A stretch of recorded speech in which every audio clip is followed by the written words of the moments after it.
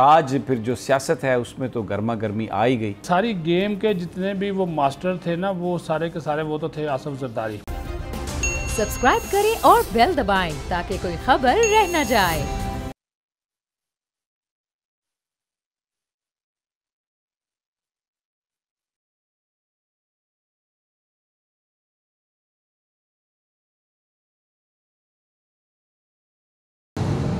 अस्सलाम वालेकुम नाज़रीन, मैं हूं आपका मेज़बान समी इब्राहिम और आप देख रहे हैं प्रोग्राम तजिया। मेरे साथ हमारी को एंकर अलीना इलियास और एशियन न्यूज़ के ग्रुप एडिटर राना ताहिर हैं। इसके अलावा हमारे सीनियर पॉलिटिकल कॉरेस्पॉन्डेंट जनाब सदीक साजिद भी स्टूडियोज़ में हमारे साथ हैं और हम अपने इसके अलावा नुमाइंदों से डी चौक में रब्ता करेंगे। वहाँ पर अफजल जावेद हैं और क्योंकि इस वक्त अपोजिशन का वहाँ पर जलसा है, उनसे ताज़ा तरीन लेंगे। अभी बिलावल भुट्टो का काफ़िला जो प्रोग्राम शुरू होने से कबल जो लेटेस्ट थी वो फैज़ाबाद चौक में रुका हुआ है। पीपल्स पार्टी ये कह रही है कि रुकावटें हमारी जो हैं वो हटाई जाएं रास्ते से और काफ़िला तब आएगा, पीछे जो लोग हैं उनको मिलने दिया जाए। तो ये एक सिचुएशन है और आज फिर जो सियासत है उसमें तो गर्मा गर्मी आ ही गई जब तहरीक अदम एतमाद और इजलास के लिए रिक्वेजिशन अपोजिशन ने सबमिट की।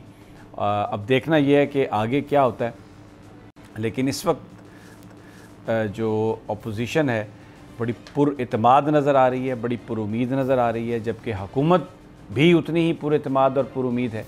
वज़रा ये कह रहे हैं कि बिल्कुल ये तहरीक अदम एतमाद जो है वो कामयाब नहीं होगी। तो आज जो कुछ हुआ, क्या उसके पीछे क्या हो सकता है, इस पर बात करने से पहले अगर हम अपने नुमाइंदे जो डी चौक में हैं उनसे ज़रा ताज़ा तरीन ले लें कि वहाँ पर जो पीपल्स पार्टी का जलसा है उसकी क्या सूरत है। क्या हमारे साथ रब्ता है उनका डी चौक? तो भाई प्रोग्राम के बाद करेंगे हम रब्ता उनसे। अच्छा चलें, ठीक है। अच्छा सदीक साजिद, आपकी तरफ आता हूँ। ये बयान फरमाइए कि आज जो प्रेस कॉन्फ्रेंस हुई, आप मौजूद थे, सारा दिन आप देखते रहे, असल क्या इस वक्त अपोजिशन के कैंप में क्या खबर है, कितने लोग उनके पास हैं, आपके पास क्या इत्तलात हैं ताज़ा तरीन? बहुत शुक्रिया समी साहब। जो दावा है इनका मुस्लिम लीग नून का भी और पीपल्स पार्टी का भी, वो तो कह रहे हैं जी हमारे पास 187, ये फिगर मैं आपको बता रहा हूँ शहबाज शरीफ का, जो रात उसने जरदारी और मौलाना फजल रहमान के साथ जो तीनों की मुलाकात थी उसमें, तो जो वहाँ पे लोग मौजूद थे हमारे सोर्सेज, उन्होंने बताया कि 187 का फिगर जो है वो शहबाज शरीफ ने ख़ुद कोट किया है कि ये हमारे इतने मेंबर्स हो जाएंगे।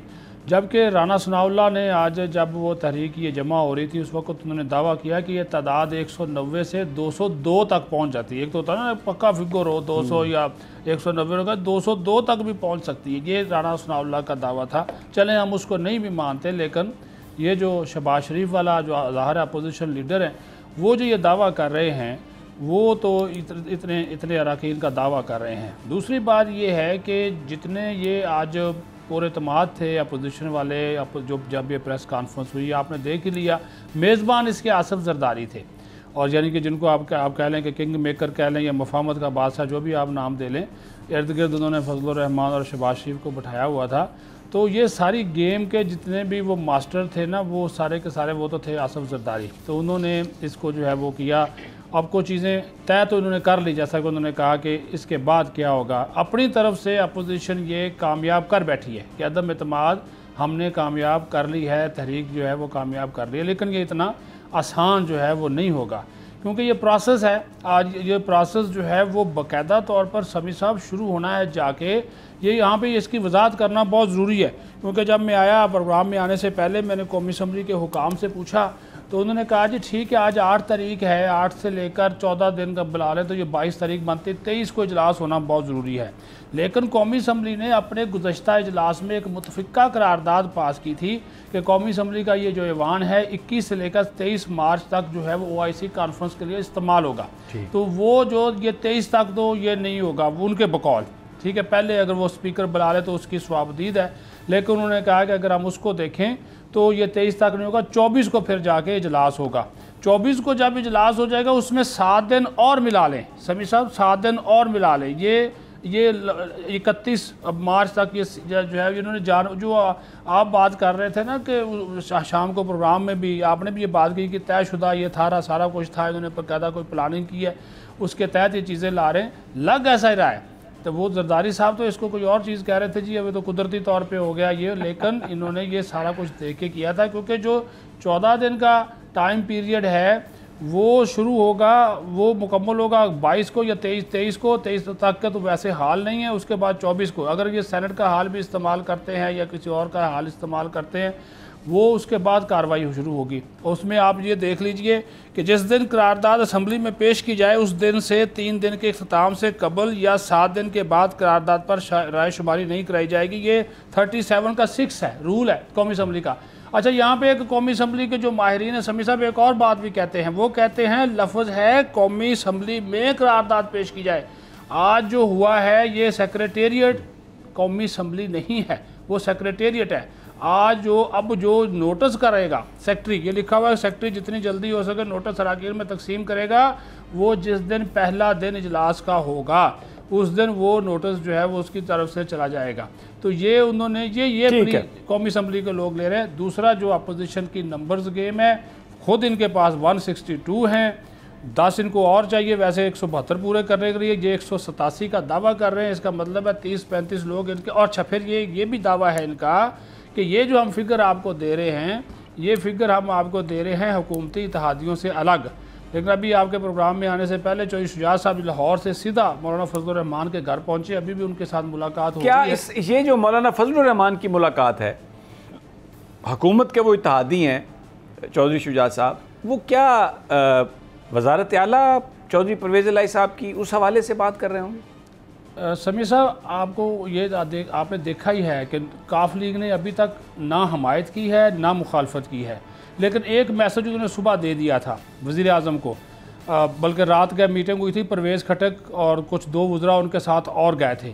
तो काफ लीग ने यह कहा था कि हमें अलीम खां वज़ीर आला कबूल नहीं है, अगर आपने रखना है तो फिर बुज़दार को रखें, वरना आप हमें दें, अगर आप हमें नहीं देते तो फिर उस्मान बुज़दार ही बेहतर है। ये तारक बशीर चीमा और मूनस लाई का जवाब था इनको जो हुकूमती वज़रा गए थे। आज इमरान खान ने उस्मान बुज़दार पे पक्का हाथ फिर रख दिया और उसी तरफ वो अभी उन्होंने कहा कि ठीक है, लेकिन काफ लीग ने अभी तक इसकी हमायत नहीं की। अभी जो चौधरी साहब आए हैं तो चौधरी परवेज़ इलाही इसमें शामिल नहीं थे, चौधरी सालक हैं और चौधरी शुजात साहब खुद हैं, तो वो यही अदम एतमाद की है, क्योंकि अभी उसकी चीज़ें निकलनी बाकी हैं। अभी वो मीटिंग जो थी वो जारी थी, लेकिन ये चौधरी शुजात का बीमारी की हालत में इस्लामाबाद आना, ये अभी ज़ाहिर उनकी मुलाकातें होंगी और भी मुलाकातें होंगी, लेकिन आज उन्होंने कोई यकीन दहानी वो नहीं करवाई।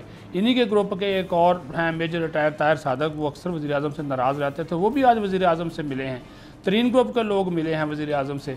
कोशिश तो की जा रही है कि उन लोगों की नाराज़गियाँ दूर की जाए। अच्छा, थोड़ा सा ज़रा वो असगर साहब से हमारा रब्ता हो गया है, हमारे नुमाइंदे जो डी चौक में हैं, ज़रा उनसे ताज़ा तरीन जलसे की ले लेते हैं। फिर उसके बाद जो आज प्रेस कॉन्फ्रेंस में कहा गया कि ये क्यों लाई जा रही है तहरीक अदम एतमाद, वो ज़रा गुफ्तगू भी आपको सुनवाएंगे। नईम, अस्सलाम वालेकुम।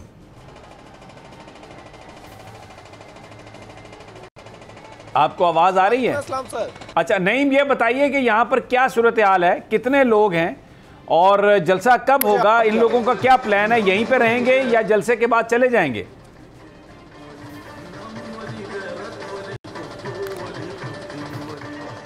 सर, समी साहब, इस हवाले से सुबह से तकरीबन 12 बजे से लोग यहाँ पर आना शुरू हुए थे और अभी तक जो है ये जलसा जो ये कंटेनर लगे हुए हैं, तो यहाँ पर कारकुनों की एक बड़ी तादाद पहुँची है।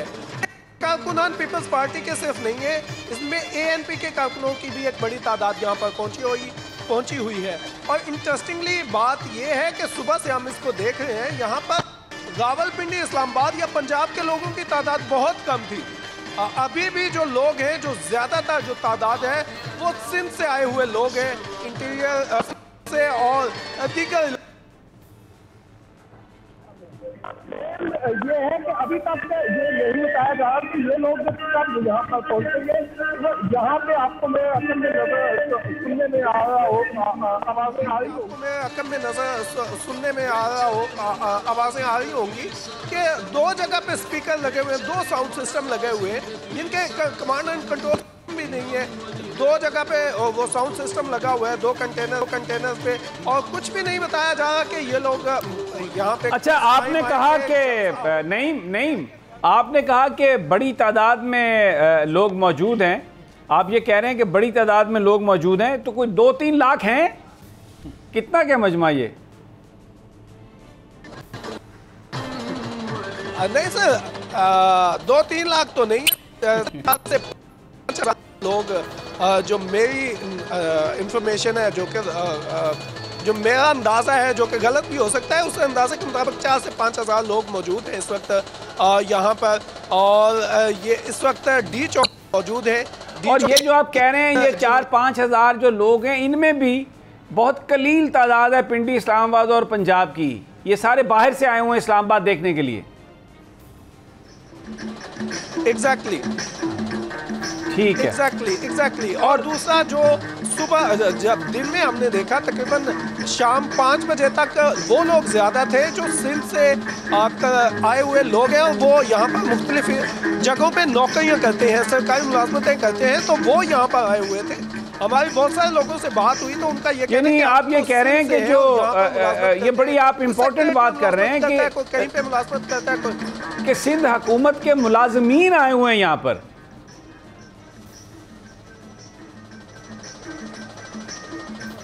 नहीं सर, सिंध हुकूमत के मुलाजमीन नहीं, यहाँ पर जो मुलाजमत करते हैं मतलब मुख्तलिफ इलाकों में, इस्लामाबाद में सेक्रेटरीट के मुलाजमीन कुछ हमें यहाँ पर नजर आए जो यहाँ पर वफाकी इदारों में मुलाजमत करते हैं। PIA के मुलाजमीन हमें नजर आए जो कि PIA के मुलाजमीन है, और उनसे जब हमने बात की तो वो उनका कहना था कि पीपल्स पार्टी हमारी जमात है और हम पीपल्स, आपको पता है PIA में भी यूनियन मौजूद है। ठीक है, मैं समझ गया आप, ठीक है, बिल्कुल ठीक है, नहीं ठीक है, बहुत शुक्रिया, नहीं आपने हमें ताज़ा तरीन आपसे लेते रहेंगे। अच्छा, आज जो प्रेस कॉन्फ्रेंसेस हुई उसमें बहुत सारी एक चार्जशीट है अपोजिशन की, लेकिन मैं चंद चीज़ें आपको बतौर ख़ास सुनवाना चाहता हूँ।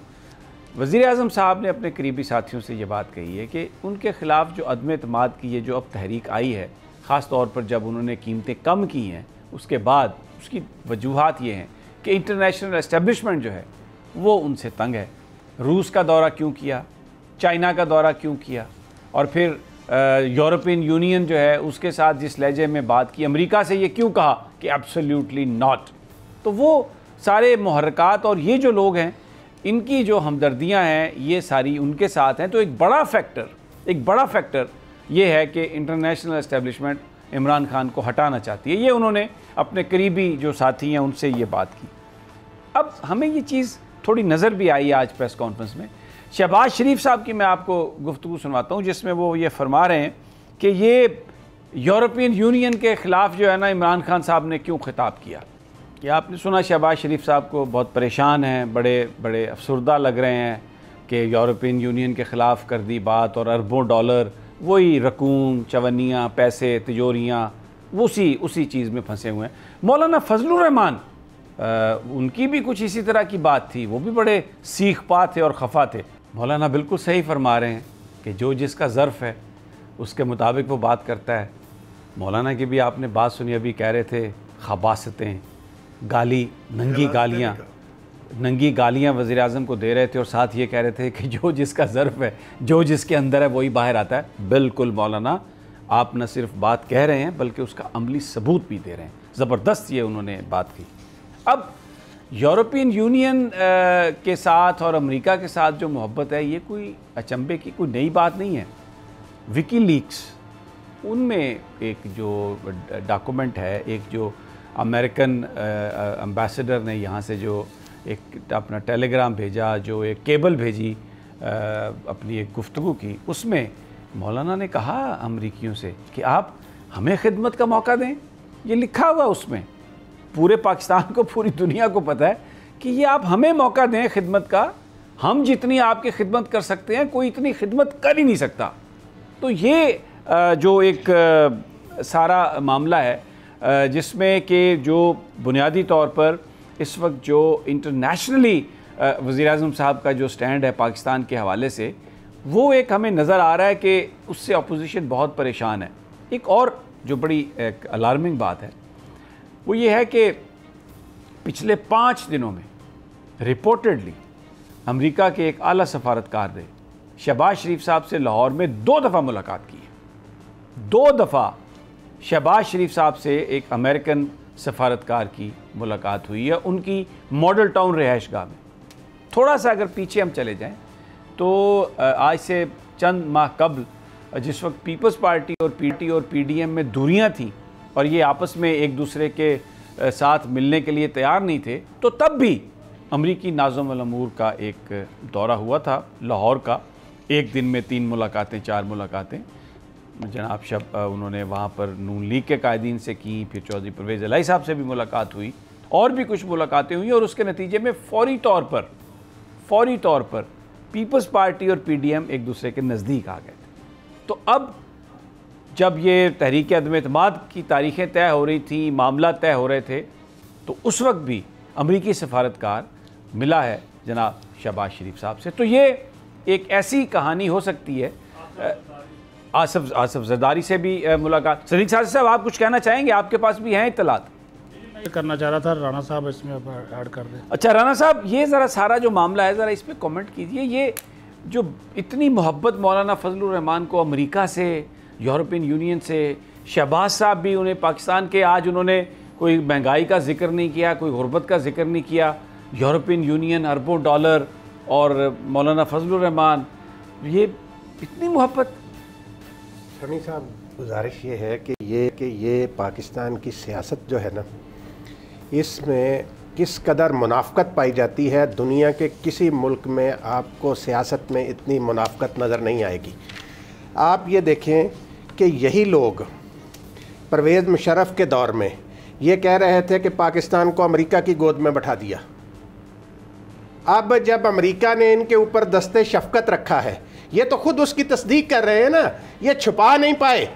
JUI के सेनेटर कामरान मुर्तज़ा साहब सेनेट में ले गए तहरीक, ये मैं पढ़ के सुना देता हूँ, ये मेरे मोशन है उनकी तहरीक इल्तवा, जिसमें वो ये कहते हैं द हाउस में discuss the statements against the European Union countries made by the honourable prime minister of Pakistan during his speech at Mailsi on 6 March 2022 with particular reference to its impact on trade between Pakistan and European Union countries। वज़ीर आज़म के ख़िलाफ़ जो ये के इल्तवा है ये पेश की गई है कि जी उन्होंने यूरोपियन यूनियन के ख़िलाफ़ बात की, और वज़ीर आज़म ने यूरोपियन यूनियन के ख़िलाफ़ बात नहीं की। उनसे सिर्फ ये कहा कि क्या हम आपके ग़ुलाम हैं जो आप हमें ये ख़त लिख रहे हैं कि यूक्रेन पर हम उनकी पॉलिसीज़ की हमायत करें। और वज़ीर आज़म ने ये याद दिलाया यूरोपियन यूनियन को कि कश्मीर में जो जुल्म हो रहा है, भारत जो कुछ कर रहा है, उस पर तो आप भारत को कुछ नहीं कहते, भारत को तो ये ख़त नहीं लिखते। क्या आप हमें अपना ग़ुलाम समझते हैं? इस पर शहबाज शरीफ सीख पा हैं, इस पर पाकिस्तान के बड़े नामी ग्रामी तन्ने मन्ने मोटे मोटे एंकर वो बड़े सीख पा हैं। और इस पर ये जो कामरान मुर्तज़ा साहब जो JUI के रिप्रेजेंटेटिव हैं, जो सुप्रीम कोर्ट बार के साबिक सदर हैं, वो तहरीक इल्तवा भी पेश कर रहे हैं। इसी मौजू पर हम गुफ्तगू जारी रखेंगे, लेकिन एक हमें वक्फे का टाइम है, हमारे साथ ही रहिए।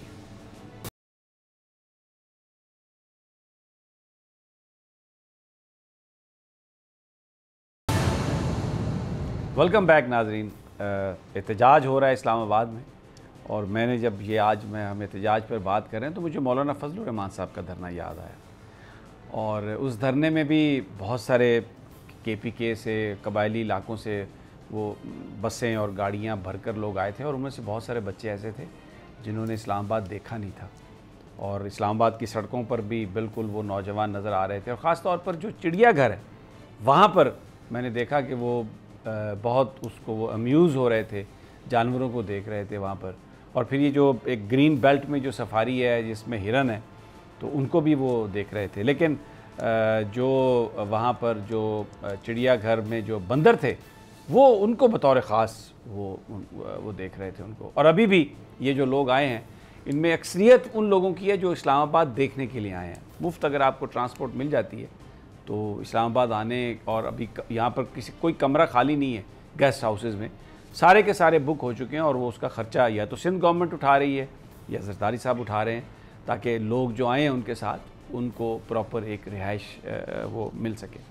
तो एक बड़ा अजीब सा समा है। लेकिन एक प्रेस कॉन्फ्रेंस जो अभी ब्रेक में राना साहब ने एक चीज़ को पॉइंट आउट किया, प्रेस कॉन्फ्रेंस के इख्तिताम पर जरदारी साहब ने एक हाथ पकड़ा मौलाना फजलुर रहमान का और दूसरा हाथ पकड़ा जनाब शहबाज शरीफ साहब का और नारा लगाया जे भुट्टो। मौलाना फजलुर रहमान के वालिद साहब मौलाना मुफ्ती महमूद बहुत खुश थे जुल्फ़िकार अली भुट्टो की फांसी पर, और उन्होंने ये बयान दिया था उनकी फांसी के बाद कि अपने अंजाम को आज पहुंच गया जुल्फ़िकार अली भुट्टो।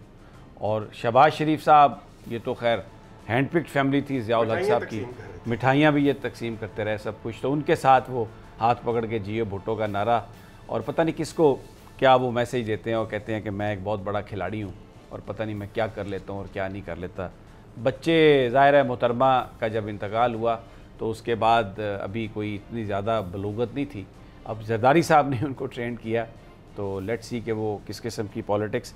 लेकिन सदीक साजिद, जो आज वज़ीर-ए-आज़म साहब ने जो गुफ्तगू की डिजिटल मीडिया के रिपोर्टर्स के साथ, यूट्यूबर्स के साथ, ब्लॉगर्स के साथ, उसमें उन्होंने बिल्कुल वो जो वहाँ से ख़बरें आ रही हैं, उन्होंने एक तरह से ये बात कही है कि जो पंजाब के जो वज़ीर आला हैं उस्मान बुज़दार, उनका अगर तब्दील उसको करना है तो ये एक पूरा प्रोसेस है, थॉट प्रोसेस है, और एक मुश्किल है काम, को इतना आसान नहीं, उसको रूल आउट नहीं किया उन्होंने। और ये भी खबरें आ रही हैं कि उस्मान बुज़दार साहब की आज मुलाकात हुई वज़ीर-ए-आज़म साहब के साथ, तो उन्होंने अपना इस्तीफ़ा पेश किया और उनसे कहा कि ये अगर मेरी वजह से कोई इस वक्त हुकूमत को प्रॉब्लम आ रही है तो ये मेरा इस्तीफ़ा है। लेकिन अभी उनको वज़ीर-ए-आज़म साहब ने काम जारी रखने की हदायत की है। नुमान लंगड़ियाल साहब ने जो बात कही, जो तरीन ग्रुप के साथ हैं, उन्होंने ये कहा कि माइनस बुज़दार, इससे नीचे कोई बात नहीं होगी। ये बड़ी टेक्निकल सी बात नहीं है सदीक साजिद के माइनस बुज़दार, बात आगे जाएगी, लेकिन इख्तियार हमने दे दिया जहांगीर तरीन साहब को, फिर जो वो फैसला करेंगे भले वो माइनस को प्लस में चेंज कर दें, वो इन्हें काबिल कबूल होगा। जो भी इनकी आज मीटिंग हुई है, इनके एक बंदे से मेरी भी बात हुई जो कि उस मीटिंग में शरीक था, तो उसमें जहांगीर तरीन ऑन फ़ोन वो मौजूद थे, वो सारी वो डिस्कशन देते रहे, और वो जो उन्होंने जो अल्फाज इनको बोले नुमान लंगड़ियाल को, इन्हीं को उन्होंने कहा जहांगीर तरीन ने कि आप मीडिया से बात करें, और ये बात वहाँ पर बाकायदा तौर पर कही गई। अब ये एक सिंपल सी बात है, समी साहब के तरीन ग्रुप को सामने लाया गया, या तरीन ग्रुप सामने आया, या अलीम ग्रुप सामने आया या लाया गया, मकसद एक ही है कि वो ये कह रहे हैं कि अगर आप हमारी बात मान लें और उस्मान बुज़दार को अगर आप फ़ारिग कर दें, उनकी जगह पे किसी और को वज़ीर आला बना दें, अलीम खां को बना दें, किसी और को भी बना दें, तो आपकी जो मरकज़ में अदम एतमाद की तहरीक है आप उससे बच जाएंगे। ये क्लियर कट मैसेज है। उसके ऊपर इमरान खान ने आज ये बात कही कि वो तो उस्मान, ये पहले वाली बात आपकी ठीक है जो आपने कहा कि वो मुश्किल प्रोसेस है, ये सारी बातें खान साहब ने की, लेकिन ये वाली बात की तस्दीक नहीं हुई कि जो उन्होंने इस्तीफ़ा दे दिया और वो पेशकश कर दी और वज़ीर-ए-आज़म ने कहा नहीं आप काम जारी रखें, इसकी तस्दीक नहीं हुई बहरहाल। लेकिन पहले वाली जो आपकी बात है वो बल्कि समी साहब दुरुस्त है, ये प्राइम मिनिस्टर लाजमी का है कि एक लंबा प्रोसेस है, इसको देखना पड़ेगा सारा, क्योंकि ज़ाहिर है ये उनकी अपनी जमात के अंदर से आवाज़ें उठ रही हैं। अब 40 लोगों का दावा अलीम खान साहब कर रहे हैं, और एक बात मैं और आपको बता दूं, अलीम खान साहब आज इस्लामाबाद में मौजूद थे, पूरा दिन कोशिश करते रहे, 2 से 3 मीटिंग्स हुई हैं फवाद चौधरी की, इमरान इस्माइल की उनके साथ, कि इधर से मैसेज जा रहा है, उधर से मैसेज जा रहा है, कुछ वज़रा भी उनसे जाकर मिले हैं, लेकिन हैरत अंगेज़ तौर पर मेरे ज़राए के मुताबिक अलीम खान और प्राइम मिनिस्टर की इसके बावजूद मुलाकात नहीं हो सकी। बल्कि ये कहा जा रहा है, इसाक खाकवानी साहब एक TV पर कह रहे थे कि अलीम खान जा रहे हैं, लंदन जा रहे हैं मिलने के लिए जहांगीर तरीन से। तो इसका क्या मतलब है कि अगर अलीम खान लंदन जा रहे हैं जहांगीर तरीन से मुलाकात के लिए, तो जहांगीर तरीन की तबीयत अभी ठीक नहीं है और वो अभी पाकिस्तान वापस नहीं आ रहा है, इसका तो फिर ये मतलब हुआ? जी यही लग यही रहा है। वैसे तो वो घर मुंतकिल हो गए, लेकिन उनकी तबीयत के हवाले से अभी तक वैसे ही, अगर ये तो उन्होंने कहा कि वो जा रहे हैं, वो उनकी फौरी जो वापसी है वो नज़र नहीं आती। लेकिन ये जो अभी इमरान खान साहब कह रहे हैं, इसमें भी वक्त लगेगा ये सारी चीज़ों के, क्योंकि जो काफ लीग वाले हैं, आप ये देखिए, उन्होंने भी, मैंने पहले भी वक्फे से पहले भी कहा, उन्होंने अलीम खान को वज़ीर आला मानने से इनकार किया। उन्होंने कहा या तो फिर हमसे जो कमिटमेंट की थी वो उसको आप पूरा करें, या फिर आप उस्मान बुज़दार को रहना दें। आप नून लीग को नून लीग नहीं मानी थी, तो उसके हालांकि पीपल्स पार्टी और JUIF की ख्वाहिश थी कि काफ लीग मान जाए और नून लीग साहब आपका इस बारे में कोई कमेंट? 1 मिनट है सिर्फ ब्रेक पर जाने के लिए। ब्रेक से वापसी पे कर लेते नहीं, इस पे कुछ अगर आप कहना चाहें तो टाइम तो यूज़ कर लें ना। देखें, बात ये है समी साहब के जो बात सदीक साजिद साहब ने की ना, ये अलीम आपने जो बात कही है ना कि जहांगीर तरीन साहब की तबीयत ठीक नहीं, ये वही इसी तरह किया जिस तरह अभी हम बात करते हैं कि जब पेशी पे जाना होता है या कोई और मसला हो तो शहबाज शरीफ साहब भी बीमार हो जाते हैं, आसफ जरदारी साहब भी बीमार हो जाते हैं, जलसों में प्रेस कॉन्फ्रेंसों में आना हो। तो मैं समझता हूँ कि जहांगीर तरीन साहब भी जो हस्पताल से घर मुंतकिल होने के बावजूद पहले ये खबरें आई थी कि वो शायद वापस आ जाएंगे, तो अभी तक नहीं आ रहे। वो भी सियासी हालात की वजह से उन्होंने फ़ैसला कोई ऐसा किया है गालबन कि वो लंदन में क़याम पजीर हैं।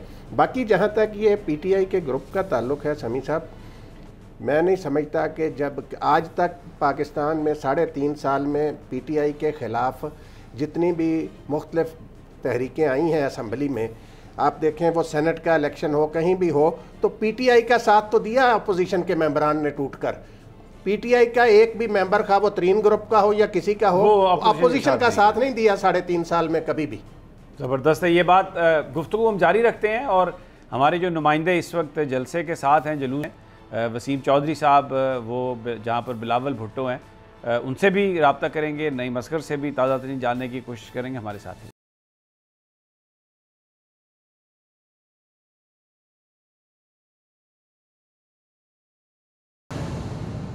वेलकम बैक नाजरीन। चलते हैं वसीम चौधरी की तरफ, वो बिलावल भुट्टो के साथ हैं। ज़रा मालूम करते हैं कि कहाँ पहुँचा जुलूस और कितनी बड़ी तादाद है लोगों की। जी वसीम, बताइए कहाँ पर हैं, जुलूस कहाँ पर है और कितना बड़ा जुलूस है ये? जी बिल्कुल सभी साहब, मैं इस वक्त 0 पॉइंट के मकाम पर मौजूद हूँ। आपसे कुछ देर कबल जो है यहाँ से बिलावल भुट्टो का काफिला जो है वो D चौक की तरफ रवाना हुआ है, जिसमें बड़ी तादाद में जो है बसेज हैं, इसके साथ साथ कारें हैं और दीगर गाड़ियाँ मौजूद है। ये जा रहा है कि तकरीबन 20,000 के लगभग जो है अपने में मौजूद है। बड़ी ज़्यादा तादाद में ये जो है काफिला यहाँ से अब से कुछ देर कबल जो है वो D चौक की तरफ रवाना हुआ है। D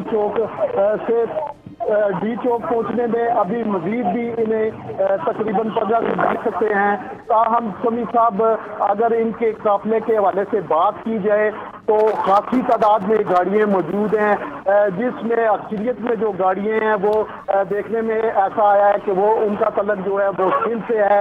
पंजाब की भी गाड़ियाँ हैं, मुल्तान से तल्लक रखने वाले भी बहुत ज़्यादा कारकुनान और जियाले हमने इसमें देखे हैं। जगह जगह पर रावलपिंडी में और वफाकी दारुल-हुकूमत में जगह जगह इस वक्त बालिया कैंप लगाए गए थे, जहाँ से जो मुकामी कारकुनान है, जियाले है, वो भी इस मार्च का हिस्सा बढ़ते जा। ठीक है, बिल्कुल वसीम चौधरी। इसमें मैंने भी आज देखा दोपहर में तो गाड़ियाँ बहुत हैं, बड़ी महंगी गाड़ियाँ, बड़ी गाड़ियाँ और हज़ारों की तादाद में। तो अगर आप कैलकुलेट करें इनका ख़र्चा, ज़ाहिर है जो लोग आए हैं बेनिफिशरीज़ भी हैं, कुछ पार्टी फ़ंड भी होगा, कुछ सरकार के पैसे होंगे, तो करोड़ों रुपए है। यदि अगर पिछले 6-7 दिन जब से ये सिंध से चले हैं तो डेफिनेटली बात अरबों तक चली गई होगी। और एक लोग तो इतने नहीं हैं, लेकिन एक शो ऑफ वेल्थ है, एक ये अंदाज़ा हो रहा है कि रकम कितनी है, माल कितना है। और शायद ये इसी दिन के लिए कमाया गया था कि जब ये इस तरह का मौका आएगा तो पानी की तरह बहा दिया जाएगा। नईम असगर इस वक्त D चौक पर हैं। जी नईम, क्या सूरत हाल है? काफिला पहुंचा है वहाँ पर या अभी वहाँ पर सुकून ही है?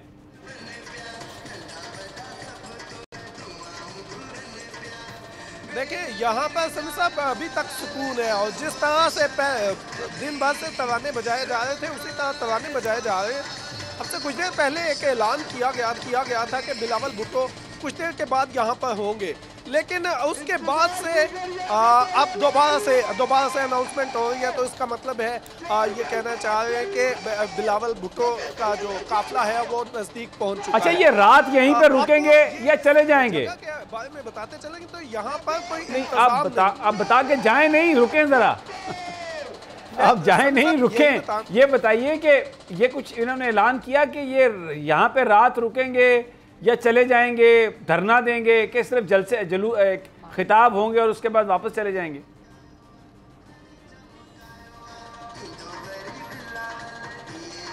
बिल्कुल समी साहब, मैं यही बताना चाह रहा था कि यहाँ पर अभी तक इन्होंने कुछ नहीं बताया कि ये लोग यहाँ पे रुकेंगे या जलसा करके चले जाएंगे।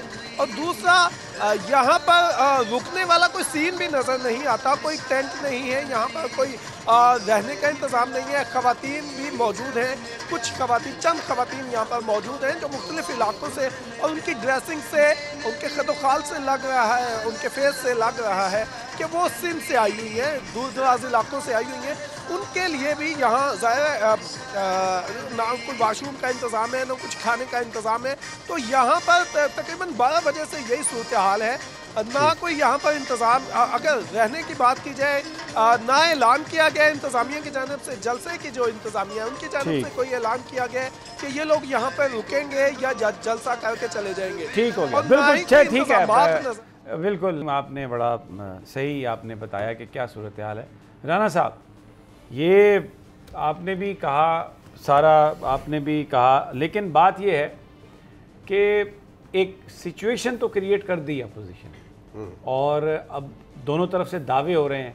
अगले 1-2 हफ्ते हैं, जब तक ये इस पर वोटिंग नहीं हो जाती, ये माहौल तो गर्म रहेगा। और आप क्या देखते हैं, किस तरफ जाएगी कहानी? समी साहब देखें, ये माहौल गर्म रखने का ही एक बहाना है। एक तो बात यह है कि ये मौलाना फजल रहमान साहब ने जो ऐलान किया था ना 23 मार्च को लॉन्ग मार्च का, मेरा ख्याल है वो भी नहीं होगा। वो भी कहेंगे तहरीक अदम एतमाद आ गई। तो ये भी अभी जैसे आपने नईम असगर साहब से भी पूछा कि ये रात यहाँ क़याम करेंगे, तो समी साहब ये मजनू जो है ना, दूध पीने वाले हैं, ये रात यहाँ नहीं रुकेंगे, ये चले जाएंगे। मैं आपको बता रहा हूँ कि ये यहाँ पे धरना शरना देना कोई इतना आसान काम नहीं है। ये पीपल्स पार्टी वाले ये काम नहीं कर सकते। और ये जिस तरीके से आपने अभी कहा खुद कि सैर सपाटा जो है वो इस मार्च का ज़्यादा अहम मकसद है। तो पीपल्स पार्टी अब देखना ये है, देखें ये सिर्फ तोड़ फोड़ जो है ना पीटीआई में करने की कोशिश नहीं हो रही नून लीग की तरफ से, हुकूमत भी अपने तई अपोजिशन के मेंबरान को तोड़ने में मसरूफ़ है। और आज ऐसी खबरें भी चलती रहीं कि मिनिस्टर इनकलेब में कुछ अपोजिशन के एमएनएस भी कुछ मिनिस्टर से मिले हैं। तो देखना ये है कि ये तहरीक अदम एतमाद पर जब वोटिंग होती है समी साहब, तो उस वक़्त अपोजिशन 172 अरकान को लाने में कैसे कामयाब होगी। ये टास्क जो है ना इनका है, पता नहीं कौन किसके साथ हाथ कर रहा है, ये तो उसी दिन पता चलेगा। बहरहाल जो लोग आए हैं शायद वो इस्लामाबाद के सैर सपाटे के लिए आए हों, आम आदमी जो बसों में भरकर चढ़ कर आए हैं, लेकिन जो उनको लेकर आए हैं, जिन्होंने ये सारा गेम प्लान बनाया है, उनके मकासद बहुत ही संजीदा हैं। और इस वक्त जो इंटरनेशनल हालात हैं उनमें पाकिस्तान एक दुराहे पे खड़ा है। क्या हम मगरब की ग़ुलामी से निकल सकते हैं? एक ऐसा वज़ीर आज़म जो कोशिश कर रहा है, जो इस बात की परवाह किए बग़ैर कि वो इक़्तिदार में रहेगा या नहीं, क्या वो अपने इस मकसद में कामयाब हो जाएगा? मैं अभी कुछ ट्वीट पढ़ रहा था जिसमें ये लिखा हुआ था कि क्या ये जो इमरान खान साहब के ख़िलाफ़ तहरीक अदम एतमाद और ये जो मार्चेज़ हो रहे हैं, क्या ये कोई होम ग्रोन है, कोई इंडिजिनस हैं? हरगिज़ नहीं। ये इक़्तिदार और हुकूमत की तब्दीली के वो टैक्टिक्स हैं जो अमेरिका, यूरोपियन और उनके अलाइज़ उस वक्त इस्तेमाल करते हैं जब उन ममालिक के हुक्मरान उनकी पॉलिसीज़ के ख़िलाफ़ खड़े हो जाते हैं, उनके मफादात के ख़िलाफ़ खड़े हो जाते हैं। पिछले 70 सालों में हमने देखा है कि माजी में भी कोशिशें हुई। जुल्फ़िकार अली भुट्टो, आज मुझे वो दिन याद आ रहे हैं जब वो राजा बाज़ार में निकले, उनके हाथ में कुछ कागज़ थे, उन्होंने वो कागज़ लहराए और उन्होंने ये कहा कि सफ़ेद हाथी मुझे मारना चाहता है। रिपब्लिकन पार्टी का इंतखाबी निशान हाथी है और उन्होंने कहा कि वो सफ़ेद हाथी मुझे मारना चाहता है, लेकिन मैं लड़ूंगा। जुल्फ़िकार अली भुट्टो चले गए, इक़्तिदार से भी गए, फिर इस दुनिया से भी उन्हें रुखसत कर दिया गया, लेकिन बहुत अरसे तक लोग उनका नाम लेके पाकिस्तान में इस बात का फ़ैसला करते रहे कि आइंदा इक़्तिदार किसके हाथ में होगा। इमरान खान रशिया गए, यूरोपियन यूनियन को ललकारा, सी पैक के मामले पर एक स्टैंड लिया और फिर विंटर ओलंपिक्स जो चाइना में थे उनमें उन्होंने अमेरिका की मुखालफत के बावजूद शिरकत की। इसमें कोई शक नहीं कि डोमेस्टिक पॉलिसीज़ में उनसे कुछ गलतियां ज़रूर हुई। इसमें भी कोई शक नहीं कि उनके इर्द गिर्द ऐसे लोग ज़रूर आ गए जिनके क्रेडेंशियल्स और जिनकी लॉयल्टी शायद उसके ऊपर एक बड़ा क्वेश्चन मार्क है। लेकिन इस बात से कतई नज़र इमरान खान अपनी जगह पर कोशिश करते रहे, उन पर किसी तरह की करप्शन का इल्ज़ाम नहीं है, उन पर कोई झूठ बोलने का इल्ज़ाम नहीं है। जो कुछ भी किया उन्होंने सबके सामने किया। और अभी भी मैंने आपको पिछले प्रोग्राम के इस हिस्से में दिखाया, सुनाया कि किस तरीके से अमेरिका के बारे में जो उन्होंने कहा, यूरोपियन यूनियन के बारे में जो उन्होंने कहा, पाकिस्तान के हवाले से जो उन्होंने कहा, अपोजिशन वाले जिस तरीके से अमेरिका और यूरोपीय ममालिक की ताबेदारी करते हुए नज़र आ रहे हैं। और कौमी पाकिस्तान की कौमी असम्बली में वो पाकिस्तान के वज़ीर आज़म के हवाले से तहरीक इल्तवा उन्होंने सबमिट की है सेनेट में कि इन्होंने यूरोपियन ममालिक को क्यों बुरा भला कहा। शहबाज शरीफ साहब कह रहे हैं कि ये हमारी अरबों डॉलर की तिजारत ख़त्म हो जाएगी। और टेलीविज़न पर सारे एंकर अक्सरियत बड़े बड़े सियासतदानों के साथ बैठकर ये कह रही है कि ये किस तरह की सफारतकारी है। हालांकि अमेरिकन्स जब भी बात करते हैं वो बात करते हैं। और खारजा पॉलिसी, जुल्फ़िकार अली भुट्टो खारजा पॉलिसी का बयान मोची दरवाजे में दिया करते थे, गोल बाग में दिया करते थे, खुलकर अवाम से बात करते थे। और शायद ये राइट कोर्स है, इसलिए कि सबसे बड़े स्टेक होल्डर पाकिस्तानी अवाम है और उनका ये हक है कि उन्हें पता चले कि उनका जो मुल्क है वो किस किस्म के चैलेंजेस से गुजर रहा है। इजाज़त दीजिए, कल फिर इंशाल्लाह मुलाकात होगी। अल्लाह ने के